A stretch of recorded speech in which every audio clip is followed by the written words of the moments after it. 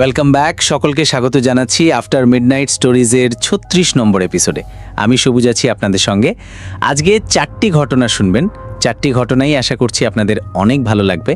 আমার কিন্তু সবকটা ঘটনাই খুব ভালো লেগেছে। আমি জানতে চাইব আপনাদের কোন ঘটনাটা অনেক বেশি ভালো লাগছে। পড়ছে গরম ধীরে ধীরে, এবং এই গরমের মৌসুম যতই এগোবে আফটার মিডনাইট স্টোরিজের ঘটনাগুলো ততই জমজমাট হতে শুরু করবে। কিন্তু আমার মনে হয় আপনাদের তরফ থেকে আরেকটু এনগেজমেন্ট প্রয়োজন। একটু বেশি বেশি করে শেয়ার করুন বন্ধুদের সঙ্গে, এবং মানুষজনকে বলুন প্রত্যেক শুক্রবার এবং রবিবার রাত 8টার সময় আফটার মিডনাইট স্টোরিজ শুনতে, এবং তার পাশাপাশি নিজেরাও প্রচুর পরিমাণে ঘটনা পাঠান।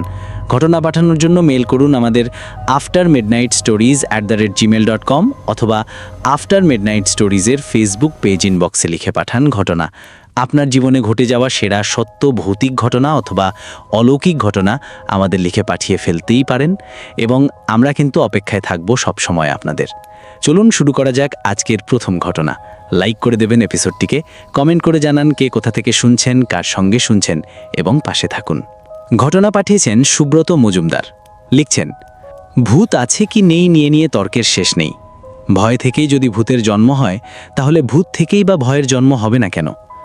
ভগবানের অস্তিত্ব নিয়েও এই ধরনের তর্ক আদিম যুগ থেকে চলে আসছে। দুটো তর্কেরই আজও কোনো রকম নিষ্পত্তি হয়নি, আর হবে কিনা বলাও যায় না।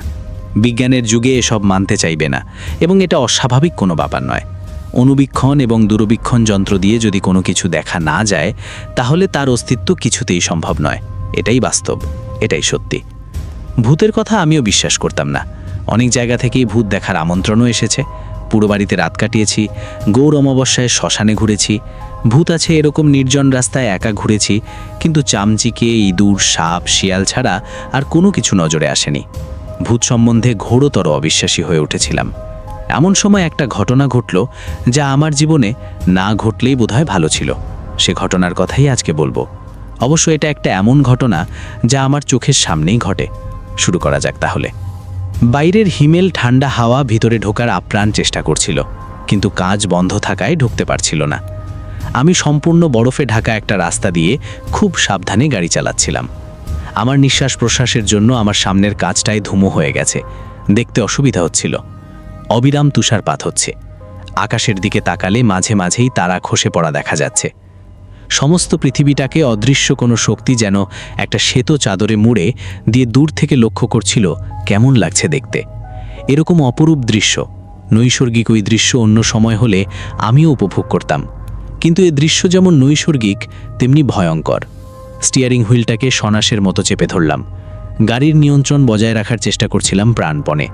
এদিক ওদিক হলে আর রক্ষ নেই, একেবারে সোজা নিচের খাদে পড়ে যাবে গাড়ি। মৃত্যু অবধারিত। হৃৎপিণ্ড এত জোরে ওঠানামা করছিল, মনে হচ্ছিল বোধহয় ফেটে বেরিয়ে আসবে। আমার ইন্দ্রিয়গুলো এমনিতেই উচ্চ সতর্কতায় ছিল, তবে প্রায় শূন্য দৃষ্টিগোচরতা সবকিছু দেখতে কঠিন করে তুলছিল।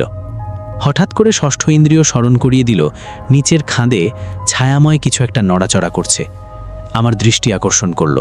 আমি দার্জা চোখে সেদিকে একবার তাকালাম। অবাক হয়ে তাকিয়েই রইলাম। দেখলাম আমার বন্ধু আলী শিকারের পোশাক পরে ঘোরাফেরা করছে খাদির নিচে সমতল জায়গায়, কাঁধে তীর ধনুকের সরঞ্জাম। কিন্তু আলী এখানে এই সময় কি করছে? হঠাৎ মনে পড়ে গেল যে এটা হরিণ শিকারের মরশুম।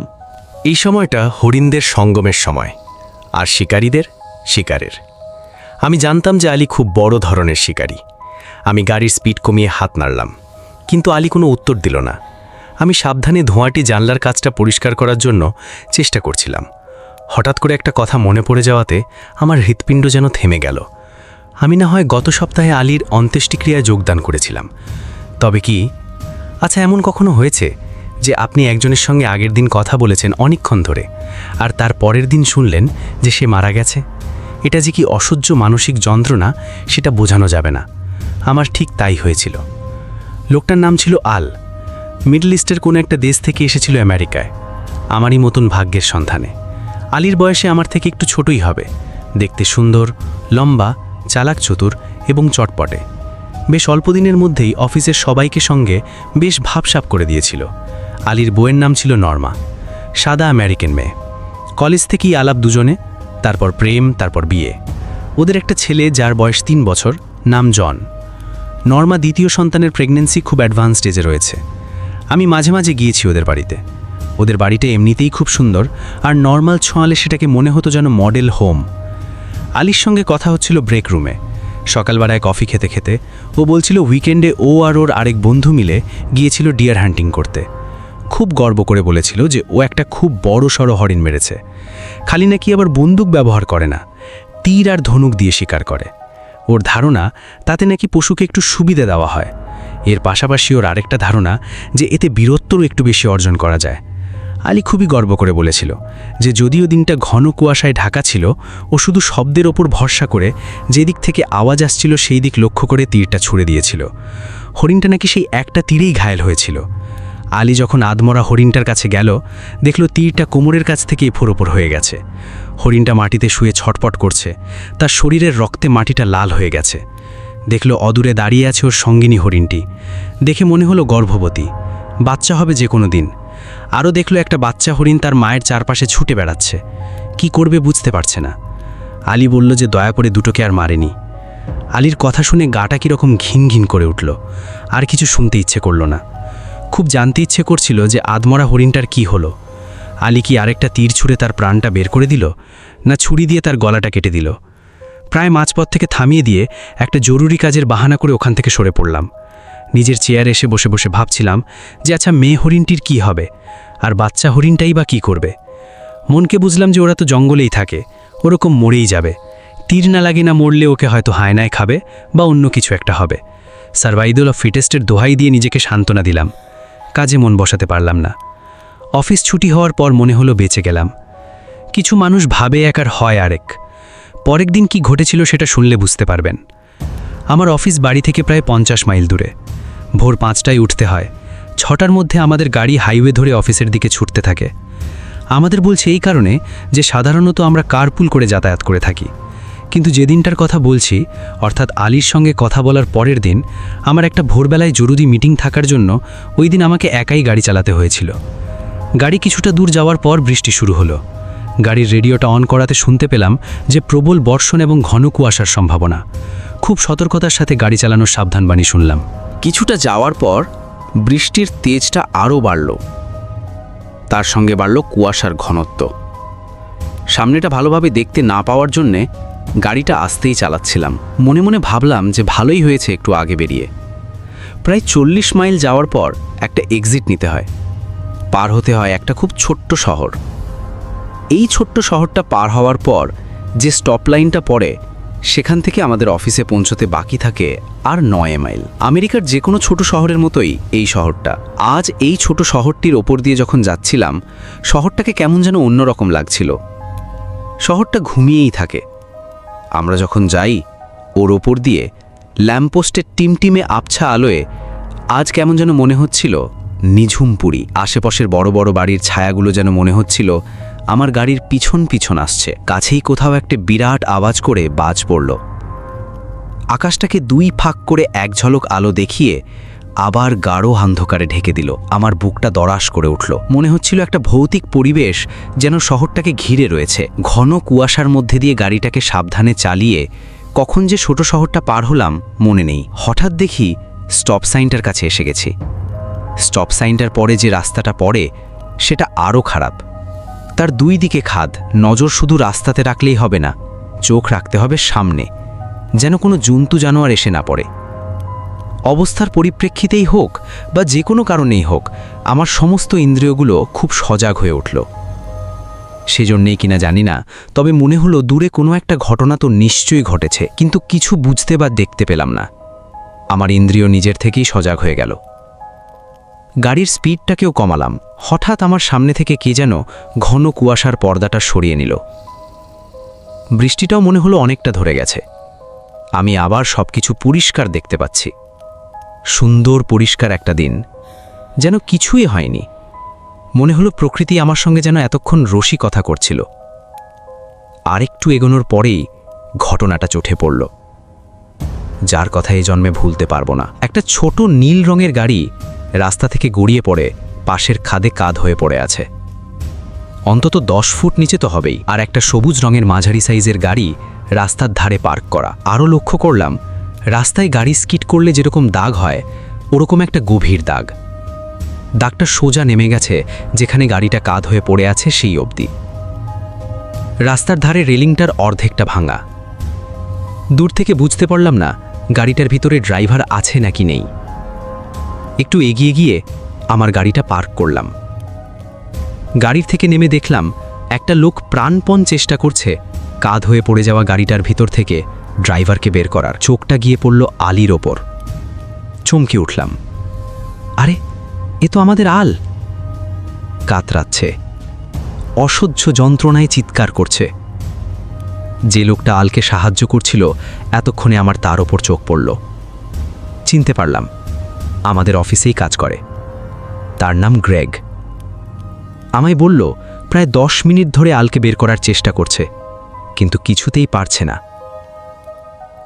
এর পাশাপাশি বলল যে যত তাড়াতাড়ি সম্ভব পুলিশের আর অ্যাম্বুলেন্সে খবর দিতে। কথা মতো আমার সেলফোন থেকে কল করে দিলাম। মিনিট 10 মধ্যে পুলিশ আর অ্যাম্বুলেন্স চলে এলো। আমি দেখলাম আমার আর কিছু করার নেই। তাছাড়া মিটিংও দেরি হয়ে যাচ্ছে। আমি গ্রেগের কাছে বিদায় নিয়ে অফিসে চলে এলাম। কিছুক্ষণের মধ্যেই অফিসে খবরটা ছড়িয়ে পড়ল। ঘন ঘন আমার কাছে ফোন এবং লোকজন আসতে শুরু করল খবর নেবার জন্যে। খবর এলো যে দরজা কেটে আলীকে গাড়ির থেকে বের করতে হয়েছে। হেলিকপ্টার করে আলীকে কাছের বড় হাসপাতালে নিয়ে যাওয়া হয়েছে। বেলা 4টার সময় খবর এলো অনেক চেষ্টা সত্ত্বেও আলীকে বাঁচানো যায়নি। প্রায় 2 দিন পর আলীর ফিউনারেলের খবর পেলাম অফিসের ইমেলে। অফিসের অনেকেই গেল ফিউনারেলে, আমিও গেলাম। সকাল 10টায় চার্চে হাজির হওয়ার কথা। গাড়ি পার্ক করে চার্চে ঢোকার মুখে দেখা হলো গ্রেগের সঙ্গে। সেই গ্রেগ যাকে দেখেছিলাম অ্যাক্সিডেন্টের ঠিক পরেই, তালিকে যে গাড়ির ভেতর থেকে টেনে বার করার চেষ্টা করছিল। গ্রেগ বাইরে দাঁড়িয়ে সিগারেট ফুঁকছিল। আমাকে দেখে একটু অপেক্ষা করতে বলল। একটু আড়ালে ডেকে নিয়ে গিয়ে বলল, তোমাকে একটা কথা বলার ছিল, কাউকে বলবে না? কথা দাও তো বলবো। আমি একটু অবাক হলাম। সাধারণত আমেরিকানরা এরকমভাবে কথা বলে না। যাই হোক, ওকে আশ্বাস দিলাম যে বলবো না। গ্রিক বলতে শুরু করলাম, অ্যাক্সিডেন্টটা যদিও আমি দেখিনি, কিন্তু মনে হয় পৌঁছেছিলাম মিনিট 5 মধ্যেই। গাড়িটা পার্ক করে যখন আলীর কাছে নামলাম তখন আলীর জ্ঞান ছিল, কথা বলছিল। আল আমাকে বলেছিল কি ঘটেছিল। একটু দম নিয়ে সিগারেটের একটা টান দিয়ে গ্রেগ বলল, আলী নিজের মনে গাড়ি চালাচ্ছিল। হঠাৎ দেখে সামনে একটা বেশ বড়সড় হরিণ তার রাস্তাটা জুড়ে দাঁড়িয়ে আছে।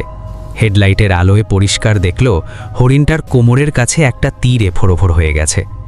অথচ হরিণটা মাটিতে পড়ে ছটফট করছে না, রক্তও বেরোচ্ছে না। হরিণটা শুধু তাকিয়ে আছে আলীর দিকে। আলীর শরীরে যত রক্ত ছিল সেই সময় মনে হয়েছিল যেন বরফের মতো ঠান্ডা হয়ে গেছে। ঠিক এর পরেই আলী একটা বিরাট জোরে পাশ চিৎকার শুনতে পেল। আওয়াজটা এতটাই জোরে ছিল যেন মনে হচ্ছিল আলীর কানের পর্দাটাই বুঝে ফেটে যাবে। আলকে স্টিয়ারিং হুইল ছেড়ে দিয়ে দুটো হাত দিয়ে কান ঢাকতে হয়েছে। আলীর মাথা বনবন করে ঘুরতে শুরু করেছিল। আওয়াজটা কিছুতেই বন্ধ হচ্ছিল না। হঠাৎ করে আওয়াজটা যেমন শুরু হয়েছিল তেমনি বন্ধ হয়ে গেল। আলী কান থেকে হাত নামালো। এমন সময় আবার একটা বিরাট জোরে আওয়াজ পেল, যেন বাড়ি কিছু একটা পড়ার আওয়াজ। ভয়ে ভয়ে যখন চোখ খুলল দেখল ওর গাড়িটা খাদের মধ্যে কাত হয়ে পড়ে আছে। প্রথমেই ওর চোখটা গেল রাস্তার ওপর, দেখল হরিণটা নেই। অবাক হলো আল, একটা তীরবিদ্ধ হরিণ কোথায় যেতে পারে? গাড়ির থেকে বেরোতে চেষ্টা করল, কিন্তু কিছুতেই পারল না। মনে হলো ওর কোমরের নিচের দিকটাও অবশ্যই আসছে, পা দুটো বসে নেই। কি হলো কিছুই বুঝতে পারছিল না আলী। কথাগুলো বলতে বলতেই আলী ক্রমশ জ্ঞান হারিয়ে ফেলল। ঠিক সেই সময় তুমি ঘটনাস্থলে এসেছ। এরপরে সব ঘটনাই তোমার জানা। সিগারেটের সেই স্টানটা দিয়ে ফেলে দেওয়ার আগে গ্রেগ বলল, আলীর গাড়িটা খাদে পড়ার আগেই রাস্তার ধারের রেলিংটায় জোরে ধাক্কা মারে। রেলিংটা ভেঙে যায়, আর সেই ভাঙা রেলিংটা সোজা ড্রাইভারের দিকের দরজা ভেদ করে আলীর শরীরের মধ্যে ঢুকে যায়। রেলিংটা আলীর কোমরকে ফোড়ো করে দেয়। টালিং নিচের দিকটা যে অবশ্যই গিয়েছিল সেটা ওই কারণেই। পুলিশ আর অ্যাম্বুলেন্সের লোকেরা যখন দরজা কেটে আলীকে বের করে তখনই এসব জানা যায়। গ্রেগের কথা শেষ হওয়ার পর আমরা দুজনেই চার্চের ভেতরে ঢুকলাম। একটা সুন্দর গন্ধ জায়গাটায় ছড়িয়ে আছে, পরিষ্কার পরিচ্ছন্ন শান্ত পরিবেশ। ডান দিক থেকে দেখলাম অর্গানের আওয়াজ আসছে, কিন্তু কোনো বাদককে বাজাতে দেখলাম না। আলীর বন্ধু বান্ধব আত্মীয় স্বজন সবাই এক এক করে ওর সম্বন্ধে ভালো ভালো কথা বলছে। সামনের সারিতে আলীর বউ নর্মা বসে আছে, খুব কাঁদছে। খুব অ্যাডভান্স প্রেগন্যান্সি নর্মার, যে কোনো দিন বাচ্চা হবে। আলীর ছোট ছেলেটা অবাক চোখে তার মায়ের চারপাশে ছুটে বেড়াচ্ছে, কি করবে বুঝতে পারছে না। হঠাৎ করে আলীর সেই হরিণ শিকারের কথাটা মনে পড়ে গেল। বোনটা চলে গেল সেই জঙ্গলে, মনে পড়ে গেল সেই হরিণটার কথা, সেই হরিণীটার কথা। একটা হরিণ যার কোমরে ফোড়ো ফোড়ো করে আলীর তীর বিঁধেছিল, আর একটা প্রেগনেন্ট হরিণ যার পাশে তার বাচ্চাটাকে ঘুরে বেড়াচ্ছিল যেন। আজ আলীরই পরিবারের প্রতিচ্ছবি। কোথায় যেন একটা ভীষণ মিল খুঁজে পাচ্ছিলাম সমস্ত ঘটনার মধ্যে। কত কথা মনে হচ্ছিল। সেই হরিণটাই কি সত্যি এসেছিল, নাকি ওটা আলীর মনের ভুল? কানেরও এক ভদ্রমহিলা আরেকজনকে বলছেন, ভগবানের একই অন্যায়। একজন স্বামীকে এত অল্প বয়সে তার স্ত্রীর কাছ থেকে কেন নিয়ে নিল? কেন? আমার আর সহ্য হলো না। উত্তরের অপেক্ষা না করে, কাউকে কিছু না বলে আমি আস্তে আস্তে চেয়ার থেকে উঠি। কাউকে বিরক্ত না করে চার্চ থেকে বেরিয়ে যাই। এই ছিল ঘটনা। শুক্রবার এবং রবিবারের রাত মানেই ভয় পাওয়ার রাত বেদগো। কি অসাধারণ একটা ঘটনা শুনলাম, কি মিনিংফুল একটা ঘটনা শুনলাম। সবথেকে বড় বিষয়, সত্যি তো যেন প্রতিচ্ছবি দেখতে পেলাম সেই হরিণের পরিবারের সাথে আলীর পরিবারের। খুব খারাপ লাগলো নর্মার জন্য। আপনাদেরও হয়তো অতটাই খারাপ লেগেছে সেই হরিণটার জন্য। কি বড় অদ্ভুত ব্যাপার, সবার দুঃখটা বুঝি একই রকম, শুধু আমরা একে অপরের দুঃখটা বুঝে উঠতে পারি না বলে আমরা বুঝতে পারি না কতটা দুঃখ পৃথিবীতে আছে। পরবর্তী ঘটনায় যাব। নমস্কার, আমি সবুজ আপনাদের সঙ্গে রয়েছি এবং আপনারা এই মুহূর্তে শুনছেন আফটার মিডনাইট স্টোরিজের সম্পূর্ণ নতুন একটি এপিসোড। এবং আজকে আমাদেরকে যিনি ঘটনা পাঠিয়েছেন সুব্রতবাবু, উনি অসাধারণ একটি ঘটনা আমাদেরকে পাঠিয়েছেন। আমি সুব্রতবাবুকে বলবো আরও ঘটনা আমাদেরকে পাঠাতে, এবং তার পাশাপাশি আপনারাও আপনাদের জীবনে ঘটে যাওয়া সেরা ভৌতিক ঘটনা অথবা আপনার শোনা কোনো সেরা ঘটনা পাঠিয়ে দিন। আমাদেরকে ইনস্টাগ্রামে ফলো করুন এবং একটু বেশি বেশি করে আমাদের এপিসোডগুলি দেখুন এবং শেয়ার করতে শুরু করুন। আপনাদের কাছে একটাই রিকোয়েস্ট, কারণ আপনারা না থাকলে কিন্তু এই জার্নিটা আমাদের কখনোই সম্পূর্ণ হতো না। চলুন আজকে চলে যাই পরবর্তী এপিসোডে। পরবর্তী এপিসোডে যাওয়ার আগে বলে দিই, আমাদের ঘটনা পাঠানোর জন্য মেল করুন aftermidnightstories@gmail.com অথবা আফটার মিডনাইট স্টোরিজের ফেসবুক পেজ ইনবক্সে লিখে পাঠান ঘটনা। আমাদের যে ডেসক্রিপশন সেকশন রয়েছে, এখন ইউটিউবের ইন্টারফেস অনেকটা বদলে গেছে, সো একটু আমাদের ডেসক্রিপশন সেকশনটাতে গেলে আপনি কিন্তু আমাদেরকে পেয়ে যাবেন, সমস্ত লিঙ্ক পেয়ে যাবেন, আমাদের ফেসবুক পেজ পেয়ে যাবেন। আপনারা যে কোনো জায়গায় আমাদের সঙ্গে কানেক্টেড হতে পারেন এবং আমাদেরকে মেলের মাধ্যমে আপনাদের ঘটনা পাঠাতে পারেন। চলুন আজকের পরবর্তী ঘটনায় পৌঁছে যাওয়া যাক। প্রিয়দা, কেমন আছো? আশা করি তুমি ভালো আছো। প্রথমেই বলি, আমি তোমার কণ্ঠের এবং আফটার মিডনাইট স্টোরিজের একনিষ্ঠ ভক্ত। সেই 11 নম্বর এপিসোড থেকে তোমার ঘটনা শুনছি এবং অনেকবার ইচ্ছে হয়েছে ঘটনা লিখতে, কিন্তু কখনো সাহস করে লিখতে পারিনি। হয়তো সিলেক্ট হবে না এটা ভেবেই, কিন্তু তাও আজ লিখতে বসলাম। এই সাহসটাই হয়তো সবথেকে বেশি ইম্পর্ট্যান্ট, কারণ আমরা কিন্তু সবারই ঘটনা অ্যাকসেপ্ট করি। ঘটনা আমাদের নিজেদের পছন্দ হলে ডেফিনেটলি আমরা সেই ঘটনা অ্যাকসেপ্ট করিনি। আমি মুর্শিদাবাদ জেলার ছোট্ট একটা গ্রাম থেকে ঘটনাটি লিখছি। এটি আমার সাথে ঘটে যাওয়া একটি ঘটনা। আফটার মিডনাইট স্টোরিজে আমরা অনেক রকম ঘটনা শুনেছি, কিন্তু এদের মধ্যে আমার ঘটনাটা একটু আলাদা। এটি একজন বাবার মৃত্যুর পরেও তার মেয়ের প্রতি ভালোবাসা এবং আগলে রাখার গল্প। কথায় বলেন, একজন মেয়ে তার বাবার কাছে রাজকন্যা। আমিও তেমনি ছিলাম। আমার বাবার সামর্থ্য অনুযায়ী কোনো ইচ্ছাই তিনি অপূর্ণ রাখেননি কখনো। যাই হোক, মূল ঘটনায় আসি। তার আগে বোঝার সুবিধার্থে কিছু কথা বলি।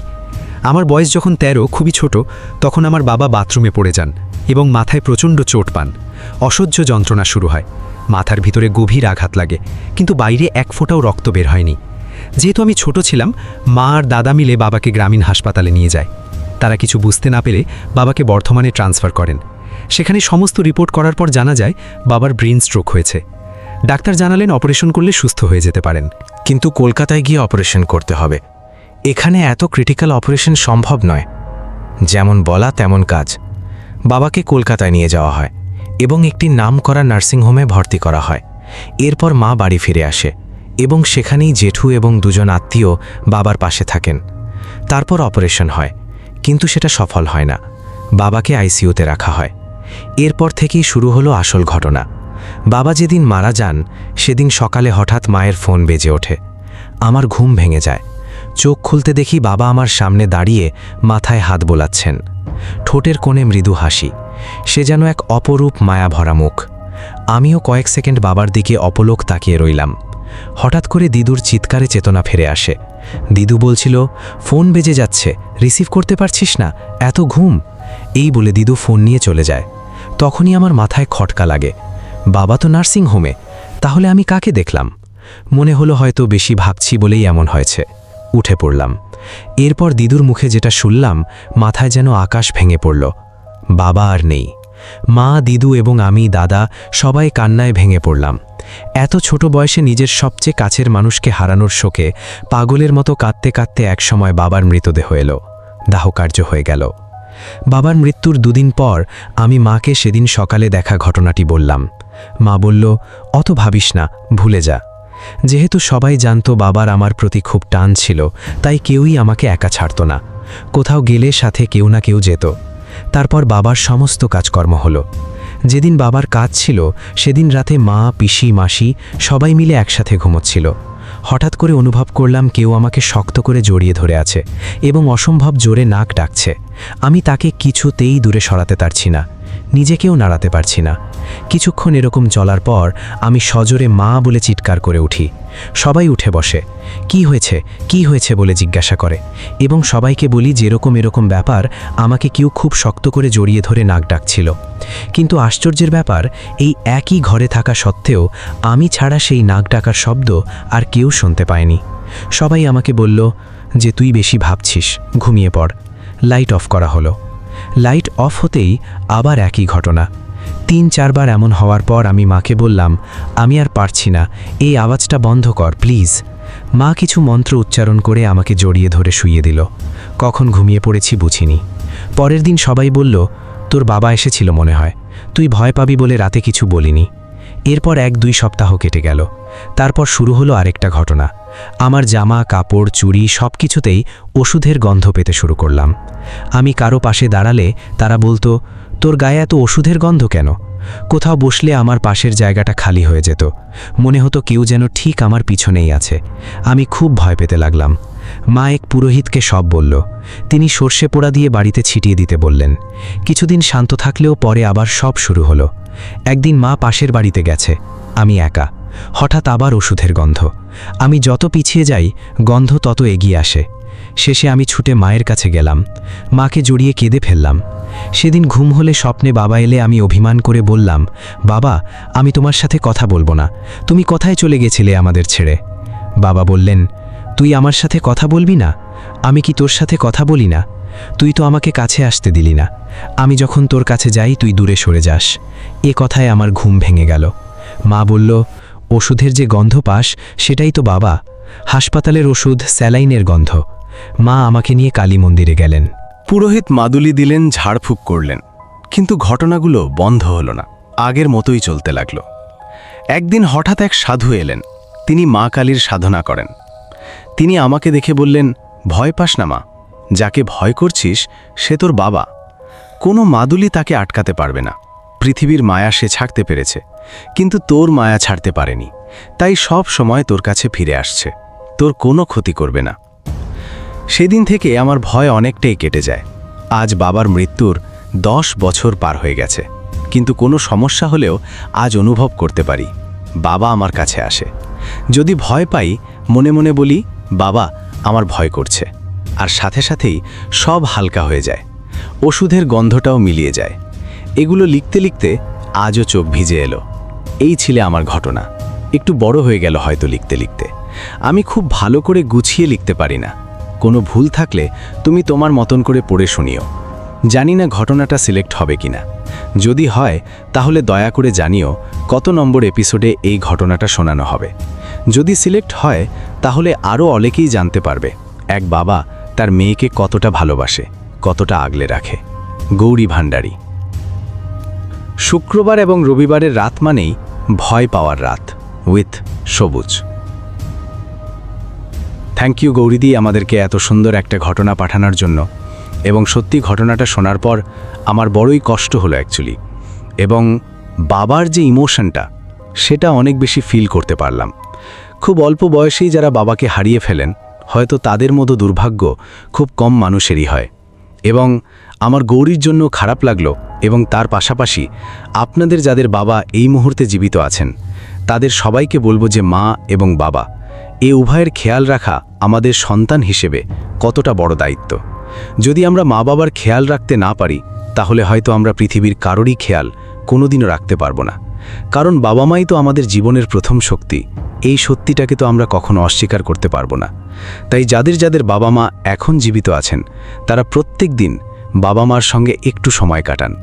আমি যেমন আমার দিনের শুরুটা সব সময় মা বাবার সঙ্গে কথা বলেই শুরু করি। সো আমি বলবো যে আপনারাও এরকম করতে পারেন। এতে আপনাদের ফ্যামিলি বন্ডিং অনেকটা ভালো থাকে। চলে যাব আজকের পরবর্তী ঘটনায়।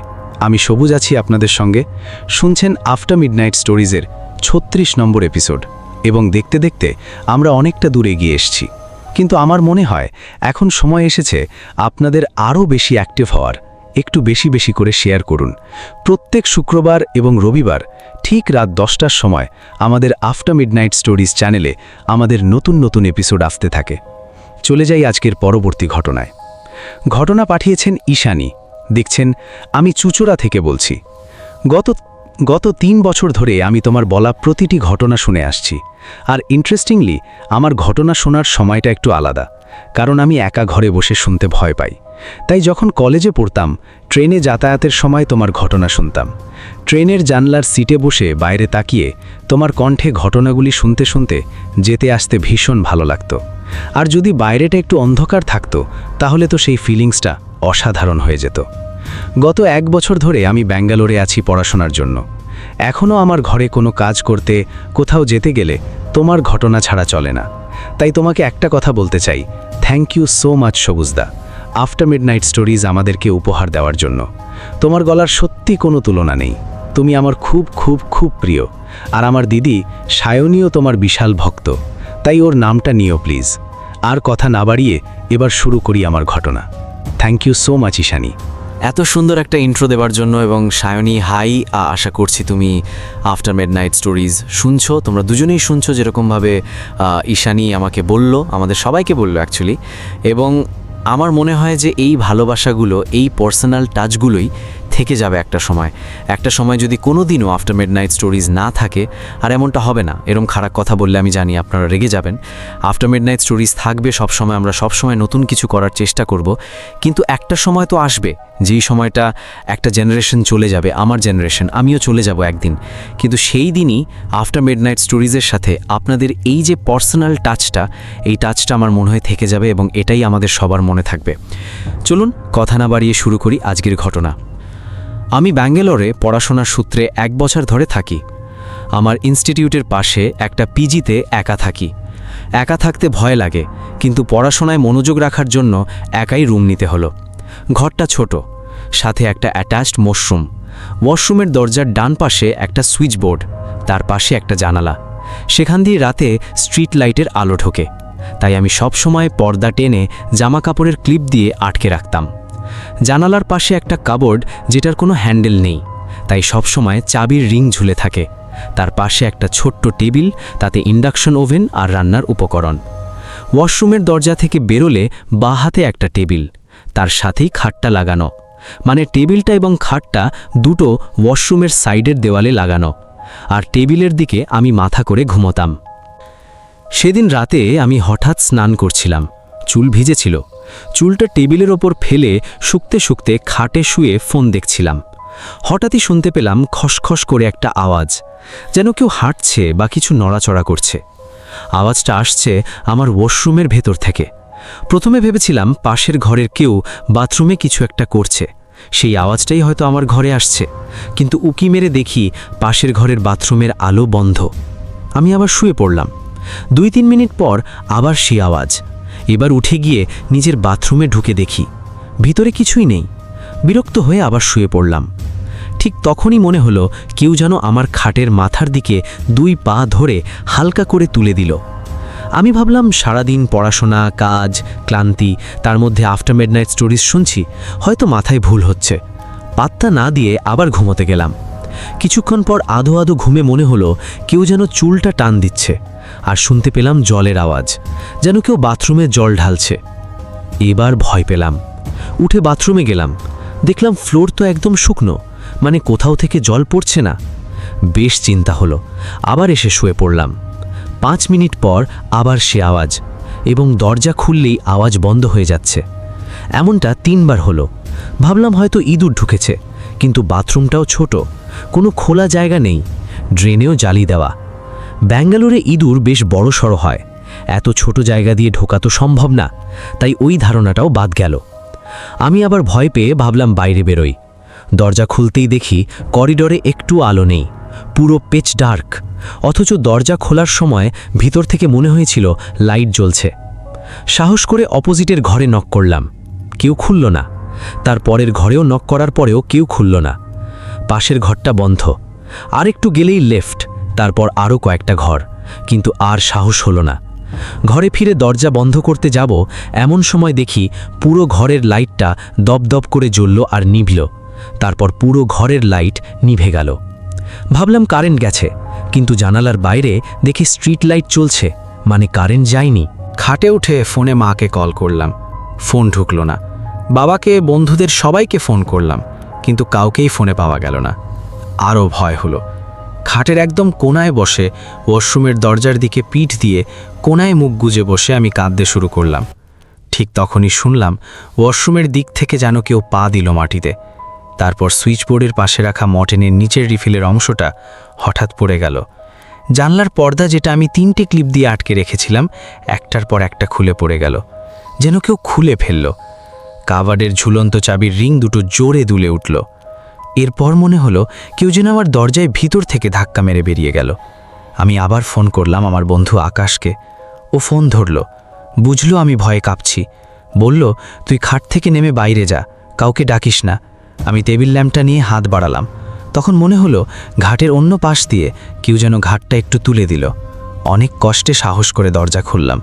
দেখলাম করিডোরের লাইট জ্বলে উঠেছে, আর আমার ঘরের লাইটও এখন জ্বলছে। বাইরে বেরিয়ে দেখি আমার উল্টো দিকের ঘরটার দরজা, যেটা আমি 10 মিনিট আগে নক করেছিলাম, এখন হালকা খোলা।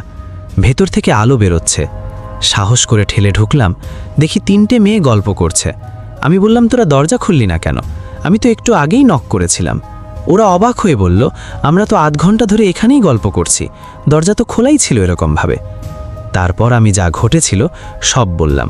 ওরা আমার ঘরে গিয়ে দেখে মটিটা মাটিতে পড়া, পর্দার ক্লিপ মাটিতে পড়ে গেছে। সব সত্যি। সে রাত একটা মেয়ে আমার ঘরে থেকে গেল। তারপরে আর অস্বাভাবিক কিছু ঘটেনি। পরের দিন সকালে আমি নিচে গেলাম ব্রেকফাস্ট নিতে। রান্নাঘরের দালা, যিনি পরোটা ভাজছিলেন, হঠাৎ জিজ্ঞাসা করলেন, দিদি আপনি এখানে কতদিন ধরে আছেন? আমি বললাম, এই 6-7 মাস। তাহলে আপনি লম্ভু ভাইয়াকে চিনবেন নিশ্চয়ই। আমি বললাম যে হ্যাঁ, মানে যিনি রান্না করতেন। তো তিনি তখন বললেন, হ্যাঁ, কাল রাত উনি মারা গেছেন নিজের গ্রামে।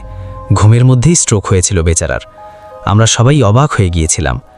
পাশের এক মেয়ে জিজ্ঞাসা করল, কটার সময়? তিনি বললেন, ওই রাত 12:30-1টার মধ্যে। আমার সারা শরীর ঠান্ডা হয়ে গেল, কারণ ঠিক সেই সময় তো আমার ঘরে সব কিছু ঘটেছিল। আরও অবাক লাগলো, দুপুরে যখন রান্না করতে গেলাম, দেখি আগের বিকেলে কেনা আলু, পেঁয়াজ, শসা সব পচে গেছে, অথচ আগের দিন একদম টাটকা ছিল। লম্ভু ভাইয়ের সঙ্গে আমার শেষ দেখা হয়েছিল মার্চ মাসে, হোলির ঠিক আগে। ছাদের ধারে ওয়াশিং মেশিনের পাশে দেখা হয়েছিল। খুব হাসি মুখে বলেছিল, দিদি জানেন, 2 বছর পর বাড়ি যাচ্ছি, দাদার ছেলে হয়েছে, ওকে দেখতে যাব। আমি বলেছিলাম, তুমি ফিরবে না? সে হেসে বলেছিল, দিওয়ালির আগেই ফিরব দিদি, না ফিরলে কাজ হবে না তো, টাকা রোজগার করতে হবে তো। হয়তো তাই সে কথা রেখেছিল, শেষ দেখা দিয়েই গিয়েছিল। যেখানেই থাকুক লম্ভু ভাইয়া, যেন ভালো থাকে, এই কামনা করি। এর পরের 4-5 দিন আমি সেই জিতেছিলাম, কিন্তু আর কোনো অস্বাভাবিক কিছু ঘটেনি। অন্ধকার ঘরে নিশ্চিন্তে ঘুমাতে পেরেছিলাম। ঘটনাটা হয়তো একটু বড় হয়ে গেল, জানি না সিলেক্ট হবে কিনা। যদি হয় তাহলে আমাকে এপিসোড নাম্বার জানিও। আরও কিছু ঘটনা আছে, সেগুলো পাঠাবো। ভুল বানান থেকে থাকলে কিছু মনে করো না প্লিজ, নিজের মতন করে গুছিয়ে বলো। বাংলায় একটু কাঁচা আমি, তাও চেষ্টা করলাম।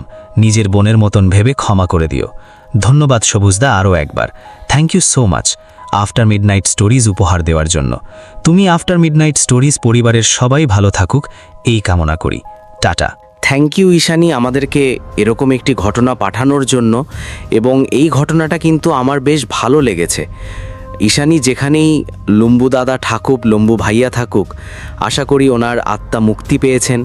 এবং এই যে তুমি যে এই সেন্সটা তুমি করতে পেরেছো এই ঘটনাটার, এগুলো হঠাৎ করেই হয়, এরকম একদম সাটল একটা অনুভূতি হয়, এবং এই অনুভূতিগুলো যখন আমরা ক্যাচ করতে পারি তখনই আমাদের অলৌকিক লাগে।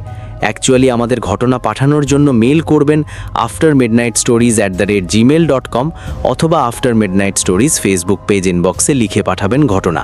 সমস্ত লিঙ্ক দেওয়া রয়েছে ডেসক্রিপশন সেকশনে। আমি সবুজ আছি আপনাদের সঙ্গে। শুনছেন আফটার মিডনাইট স্টোরিজের 36 নম্বর এপিসোড শেষে থাকবে শাউট আউট পর্ব। চলুন আজকের পরবর্তী ঘটনায় চলে যাই আমরা। নমস্কার সবুজ, আমি মেদিনীপুর থেকে অর্কদীপ লিখছি। আশা করছি তুমি ভালো আছো এবং প্রথমবারের মতো এক অভিশপ্ত রাস্তার ঘটনা নিয়ে চলে এলাম ভয় পাওয়াতে। এই ঘটনা তোমার কণ্ঠে শোনার অপেক্ষায় থাকবো। ঘটনা কালেক্ট করেছে আমার বন্ধু ঘটনা কালেক্ট করেছে ওর ম্যাডামের থেকে। ম্যাডাম যেভাবে বলেছেন সেভাবেই তুলে ধরলাম। সালটা 2003। আমি তখন স্কুলে শিক্ষিকা হিসেবে জয়েন করি। তখন টিউশনই পড়াতাম। প্রতিদিনের মতোই দুপুরে টিউশন পড়িয়ে বাড়ি ফিরছি। তখন আমার ফোনে অচেনা নাম্বার থেকে একটা কল এলো। কল রিসিভ করলাম। ফোনের ওপাশ থেকে একটা ক্ষীণ আওয়াজ কানে এলো। বলল, ম্যাডাম, আমি প্রস্পিতা, আমি আর আপনার কাছে কোনোদিন পড়তে যাব না। তখন আমি প্রস্পিতাকে জিজ্ঞাসা করলাম যে কেন আসবে না, তোমার কি পড়া হয়নি? ও বলল যে না, আমি আর আসবো না। তারপর ফোন কল কেটে গেল। আমি বাচ্চার পড়তে না আসার বাহানা ভেবে এড়িয়ে গেলাম, কিন্তু কে জানতো যে সে চিরকালের জন্য আমার থেকে বিদায় নিতে এসেছিল। আমি তো আবার বাড়ি ফিরলাম। ফিরতেই মা বলল, একটা ঘটনা শুনেছিস? আমি বললাম কি? তখন মা আমার দিকে ফিরে বলল যে তোর ছাত্রী প্রস্পিতা অ্যাক্সিডেন্টে মারা গেছে। আমি মাকে বললাম যে কি যাতা বলছো তুমি? এইমাত্র ওর সাথে ফোনে কথা বললাম, পড়তে না আসার বাহানা দিচ্ছিল। তখন মা কল লিস্ট দেখতে চাইল, কিন্তু অনেক খোঁজাখুঁজির পরেও ওই নম্বরটা পাওয়া গেল না। তারপর আমি কোনোভাবে নিজেকে সামলে প্রস্পিতার বাড়িতে কল করি এবং জানতে পারি যে ওর স্কুল টিফিনে ছুটি হয়ে গেছিল। তাই টিফিনের ছুটির সময় বাড়ি আসার আনন্দে অসাবধানতায় সাইকেল নিয়ে রাস্তা পারাপার করতে গিয়ে পড়ে যায়, আর একটা লরি ওর মাথার উপর দিয়ে চলে যায়, আর ওখানেই মারা যায়। এসব শুনে আমি জ্ঞানহীন হয়ে পড়ি। আজ পর্যন্ত বাস্তবে আমি এই কলটা মেলাতে পারিনি, এবং সেদিনের কথা মনে পড়লে আজও অজানা এক আতঙ্ক মনের ফাঁকে উকি দেয়। আজও লোকমুখে প্রচলিত আছে যে ওই রাস্তায় যে অ্যাক্সিডেন্ট করে সে আর ফেরে না। তো এই ছিল ঘটনা। আশা করি আমাদের আফটার মিডনাইট স্টোরিজ পরিবারের সবার ভালো লাগবে। ঘটনা সিলেক্ট হলে এপিসোড নাম্বার জানিও। বন্ধুর কাছে আরও ঘটনা কালেক্ট করা আছে, সেগুলো এক এক করে লিখে পাঠাবো। আফটার মিডনাইট স্টোরিজের গুপ্ত শ্রোতা অর্কদীপ ঘোষ। থ্যাঙ্কস আ লট। আজকে বেশ কয়েকটা ঘটনাই আমার ভালো লাগলো, সব কটা ঘটনাই আমার বেশ ভালো লেগেছে, এবং আজকে টোটাল আপনারা 4টে ঘটনা শুনলেন। কোন ঘটনাটা আপনাদের সবথেকে বেশি ভালো লেগেছে অবশ্যই কমেন্ট করে জানাবেন। এখন চলে যাই আমাদের আগের দিনের কমেন্ট বক্সে, অর্থাৎ যারা কমেন্ট করেছিলেন একটু তাদের নাম পড়ে ফেলার পালা। কমেন্ট করছেন রিহা গুহ, লিখছেন এই এপিসোডটা নিয়ে মুভি বানালে জমে যাবে সবুজদা। জাস্ট চুমো স্টোরি পায়েল সাধু খান লিখছেন, শুভরাত্রি সবুজদা, সবুজের সুন্দর কণ্ঠ শুনে খুব ভালো লাগলো। মঙ্গল মুখার্জি লিখছেন, কমেন্ট করছেন। সৌম্য মুখার্জি লিখছেন, অপূর্ব স্বপ্নের জগতে চলে গেলাম। আমাদের মধ্যে রয়েছেন তানজিম হাসাইন, আমাদের মধ্যে রয়েছেন রনি আবাদিন, অদিতি সোনু, আমাদের মধ্যে কমেন্ট করেছেন। বনলতা মণ্ডল লিখছেন, এখন রাত 2টো বাজে আমরা ঘটনা শুনছি। রাত 2টার সময় ঘটনা শোনার মজাটাই আলাদা, ডেফিনেটলি আমি বুঝতে পারছি সেই ফিলিংটা। লোপা চক্রবর্তী লিখছেন যে সবুজদা অনেক দিন হয়ে গেল কোনো বড় ঘটনা আসছে না, অবশ্যই বড় ঘটনা আসবে। সোহা পারভিন লিখছেন, এতদিন আফটার মিডনাইট স্টোরিজ শুনছি, আজকের ঘটনা গা শিউড়ে তুলেছে। আমাদের মধ্যে অনেকে জিজ্ঞাসা করছেন ছোট এপিসোড কেন। আসলে মাঝখানে আমি একটু ব্যস্ততার মধ্যেই ছিলাম আফটার মিডনাইট স্টোরিজ এক্সপ্রেস নিয়ে। সো এখন আবার বড় এপিসোড আসতে শুরু করবে। এখন থেকে পুরো ডিসেম্বর মাসটাই অনেক বড় বড় এপিসোড আপনারা পাবেন। আমাদের মধ্যে রয়েছেন সৃজিত মাঝি, শ্রাবন্তী দে, দারুণ ভয় লাগলো ঘটনাটা শুনে। আমাদের মধ্যে কমেন্ট করছেন অদ্রিজা নিজের কমেন্টটা করেছে যে নমস্কার, আমি অদ্রিজা বীরভূম থেকে। অনেক দিন পর ফিরলাম নতুন একটি ঘটনা নিয়ে, আশা করি সবার ভালো লাগবে। আপনারা আপনাদের মতামত অবশ্যই জানাবেন। আপনাদের কমেন্ট পড়ে পরবর্তী ঘটনা পাঠানোর অনুপ্রেরণা পাবো। কোনো ভুল ত্রুটি হলে জানাতে ভুলবেন না। প্রতিদিনই চেষ্টা করি নিজেকে একটু একটু করে আরও ভালো করার। সবুজদার কণ্ঠে ঘটনা কি এক আলাদা রূপ পেয়েছে, এ নিয়ে আলাদা করে আর কি বলবো। এভাবেই এগিয়ে চলুক, অনেক ভালোবাসা। সবাই ভালো থাকবেন, সুস্থ থাকবেন। আজকের মতো এপিসোড এখানেই শেষ করছি। আশা করছি আপনাদের আজকের এপিসোড 36 নম্বর এই স্পেশাল এপিসোডটা ভালো লেগেছে। ভালো লাগলে কমেন্ট করে জানাবেন, বন্ধুদেরকে শুনতে বলবেন, বেশি বেশি বেশি করে শেয়ার করবেন। সাবস্ক্রাইব না করা থাকলে আমাদের চ্যানেলটি সাবস্ক্রাইব করে দেবেন। প্রত্যেক শুক্রবার এবং রবিবার ঠিক রাত 10টার সময় আফটার মিডনাইট স্টোরিজের অফিসিয়াল ইউটিউব চ্যানেলে এপিসোড আসতে থাকে।